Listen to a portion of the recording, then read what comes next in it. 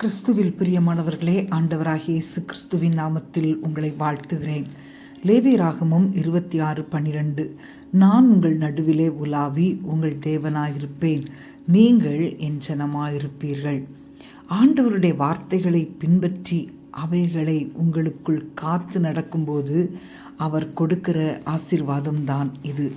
அன்பான தேவனுடைய பிள்ளைகளே, தேவனாகிய கர்த்தர் உங்கள் வாழ்க்கையிலும் உங்கள் வீட்டிலும் உலாவி உங்கள் தேவனாய் இருக்க வேண்டுமென்றால் நீங்கள் அவருடைய வார்த்தைகளுக்கு கீழ்ப்படிந்து அவைகளின்படி நடக்க வேண்டுமென்று வேதம் தெளிவாக கூறுகிறது. தேவனாகிய கர்த்தர் உங்கள் நடுவில், உங்கள் குடும்பத்தின் நடுவில் உலாவி வரும் பெரிய பாக்கியத்தை பெற்று அனுபவிக்கும்படி நீங்கள் ஜாக்கிரதையாயிருங்கள். அவருடைய வார்த்தைகளை பின்பற்றி அவருக்கு கீழ்ப்படியுங்கள். அப்பொழுது உங்கள் நற்கிரியைகளையும் கீழ்ப்படிதலையும் கண்ணோக்கி பார்க்கிற தேவன் உங்களை அபரிமிதமாக ஆசீர்வதிப்பார். ஒரு மனிதனோடு தேவன் நடக்கவில்லை என்றால் அவன் வாழ்க்கை எப்படி இருக்கும் என்பதை நம்மால் கற்பனை செய்து கூட பார்க்க முடியாது. பிரியமானவர்களே, உங்கள் வாழ்க்கையில் எப்படிப்பட்ட சூழ்நிலைகளை சந்தித்தாலும், எவ்வளவு இழப்புகள் நேரிட்டாலும், நீங்களும் உங்கள் குடும்பத்தினரும் தேவனுக்கு பயந்து அவரை கனம் பண்ணப் போவதாக தீர்மானியுங்கள்.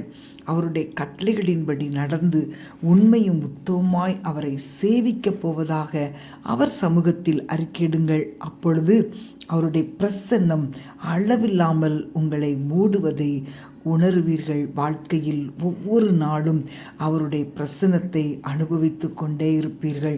அவருடைய சமூகத்தில் ஆனந்தமும் அவருடைய வலது பார்சத்தில் நித்திய பேரின்பமும் உண்டு.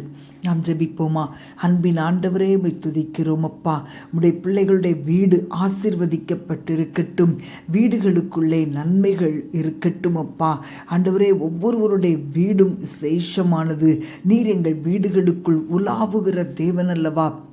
உமக்கு பிரியமானது மாத்திரம் வீடுகளுக்குள் இருக்கட்டும். நீர் அனுமதிக்கிற நன்மைகள் இருக்கட்டும் அப்பா.